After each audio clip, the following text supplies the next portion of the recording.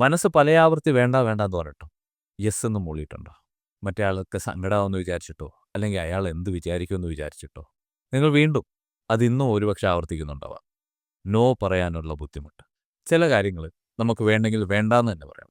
അതിനെ അഹങ്കാരം എന്നൊക്കെ അവർ ലേബൽ ചെയ്യുമെങ്കിൽ പക്ഷേ സത്യം അതായിരിക്കണമെന്നില്ല. Welcome back to Brin to the Enzo. നമ്മളിന്ന് എല്ലാവരും ഫേസ് ചെയ്യുന്ന ഒരു ബുദ്ധിമുട്ട്, അതായത് നമ്മുടെ ലൈഫിലെ മറ്റൊരു ഇംപെർഫെക്ഷനിലേക്ക് പോവാം.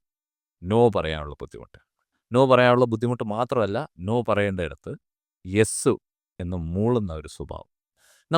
നമ്മൾ വളർന്നു വരുമ്പോൾ എന്താണ്, നോ എന്ന് പറയുന്നത് മോശമാണ്. അതായത് അവരെന്ത് വിചാരിക്കും, നീ അവരോടൊന്നും അങ്ങനെ പറയല്ലേ, ചില കാര്യങ്ങൾ വേണ്ടാന്നോ.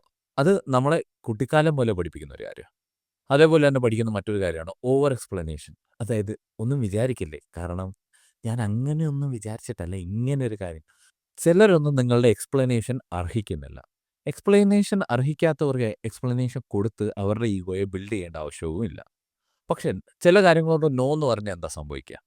വീട്ടിൽ എന്തെങ്കിലും ഒരു കാര്യത്തിൽ നമുക്ക് താല്പര്യമില്ലാത്ത കാര്യത്തിൽ നമ്മൾ നോ എന്ന് പറഞ്ഞാൽ എന്താ? വഴക്കുണ്ടാവും.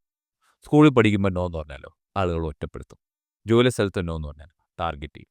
ഈ ഉള്ള സിറ്റുവേഷൻസിലൊക്കെ നമ്മൾ യെസ് പറയാൻ താല്പര്യമില്ലാഞ്ഞിട്ടും നോ പറയാതെ ഇരുന്നത് നമുക്ക് നുണ പറയാൻ താല്പര്യമുണ്ടായിട്ടല്ല, പക്ഷേ സത്യം പറയുന്നത് അവിടെ അപകടമായി തോന്നിയുണ്ട്, ഒറ്റപ്പെടലായി തോന്നിയുണ്ട്. ആ സത്യത്തെ ഫേസ് ചെയ്യാനുള്ള നമ്മുടെ ബുദ്ധിമുട്ടാണ് എല്ലാവരും നമ്മളെ യൂസ് ചെയ്യുന്നത്. നമ്മളെ ആളുകൾ ഈ ടിഷ്യൂ പോലെ, ഒരു പേപ്പർ പോലെ യൂസ് ചെയ്യും. ഇത് വൈറ്റാണ്.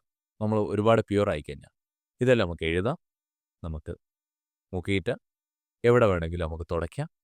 അതേപോലെ നിങ്ങൾ ഒരുപാട് പ്യുവർ ആയിക്കഴിഞ്ഞാൽ, നോ പറയാൻ ബുദ്ധിമുട്ട് കാണിച്ചാൽ ഈ ടിഷ്യൂ പോലെ ആളുകൾ ഉപയോഗം കഴിഞ്ഞ് വലിച്ചെറിയും. നമ്മൾക്ക് ബൗണ്ടറി വെക്കുന്നത് ഒരു തെറ്റല്ല. ബൗണ്ടറി നമുക്ക് ഇല്ലാത്തവരാണ്. നമ്മൾ തന്നെ നമ്മുടെ വീടിന് അതിരില്ലേ, നമ്മുടെ രാജ്യങ്ങൾക്ക് തമ്മിൽ അതിരില്ലേ. അതിനർത്ഥം നമ്മുടെ രാജ്യം ടോക്സിക് ആണെന്നോ നമ്മുടെ വീട് ടോക്സിക് ആണെന്നോ എന്നല്ല. എനിക്ക് എൻ്റേതായിട്ടുള്ള സെറ്റ് ഓഫ് റൂൾസ്, അല്ലെങ്കിൽ എനിക്ക് എൻ്റെ സെറ്റ് ഓഫ് സ്പേസ് അങ്ങനെ ഉണ്ടെന്ന് ഒരു ബൗണ്ടറി വെക്കുന്നത് എന്ത് കാര്യത്തിലാണെങ്കിലും അതൊരു തെറ്റല്ല. അതിൽ നിങ്ങൾ അഷെയിംഡായി ഫീൽ ചെയ്യേണ്ട കാര്യവുമില്ല.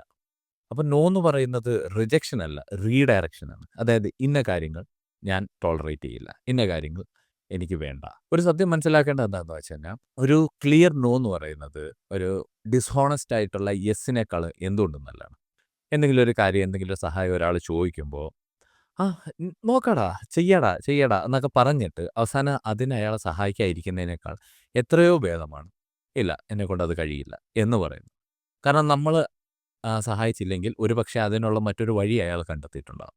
അപ്പോൾ എന്തുകൊണ്ടും നോ പറയുന്നത് ഒരു പ്രശ്നമല്ല. പക്ഷേ അതിനുള്ള ധൈര്യം കാണിക്കാത്തതാണ് നമ്മുടെ പ്രശ്നം. നമുക്ക് ഐസൊലേറ്റ് ആയി നിൽക്കുന്നത് ഇഷ്ടമല്ല. അതായത് മറ്റുള്ളവരുടെ കൂട്ടത്തിൽ നിന്ന് അവരെ നമ്മൾ ഒറ്റപ്പെടുത്തും എന്നുള്ള ആ പേടിയൊക്കെയാണ് ശരിക്കും നമ്മുടെ ഈ നോ പറയാനുള്ള മടി. ആ മടി കൊണ്ട് എന്താ സംഭവിക്കുന്നത്? നമ്മളെ പതിയെ പതിയെ ആ മടി നമ്മളെ കാർന്ന് തിന്നും. നമ്മളെ തന്നെ നമ്മളെ നഷ്ടപ്പെടുത്തും. നമുക്ക് തന്നെ നമ്മുടെ ബൗണ്ടറീസ് ഇല്ലാതായി പോകും. അപ്പോൾ ചില കാര്യങ്ങൾ നമ്മൾ നോ എന്ന് പറയുമ്പോൾ ഇറ്റ്സ് ടോട്ടലി നോ. പിന്നെ അത് അവരോട് എക്സ്പ്ലെയിൻ ചെയ്ത് കാണിക്കുകയും വേണ്ട. ഞാനിങ്ങനെയാണ്. ഇപ്പോൾ ഒരാൾ മദ്യപിക്കില്ലെങ്കിൽ മദ്യപിക്കില്ല. ഓക്കെ. എന്തുകൊണ്ട് മദ്യപിക്കില്ല എന്നുള്ളത് മറ്റുള്ളവരെ പറഞ്ഞ് ബോധിപ്പിക്കേണ്ട ആവശ്യം അയാൾക്കില്ല. മദ്യപിക്കില്ലെങ്കിൽ മദ്യപിക്കില്ല. മദ്യപിക്കാതെ ജീവിച്ച് കാണിച്ചു കൊടുക്കുക. So live by standards. അതേപോലെ ഞാൻ പറയുന്ന ഒരു കാര്യമാണ് എൻ്റെ ഫ്രണ്ട്സിനോട്. അതായത് നമ്മുടെ നോ മനസ്സിലാക്കുന്നവരാണ് നമ്മുടെ യെസ്സിന് അർഹർ. അതായത് നമ്മളുടെ ബൗണ്ടറീസൊക്കെ റെസ്പെക്റ്റ് ചെയ്യുകയും മനസ്സിലാക്കുകയും നമ്മൾ അംഗീകരിക്കുകയും ചെയ്യും. നമ്മളായിട്ട് അംഗീകരിക്കുന്ന ആളുകളുണ്ട്. അവരാണ് ആക്ച്വലി നമ്മുടെ ലൈഫിൽ നമ്മളുണ്ടെന്ന് വിശ്വസിക്കുന്ന പീപ്പിൾ.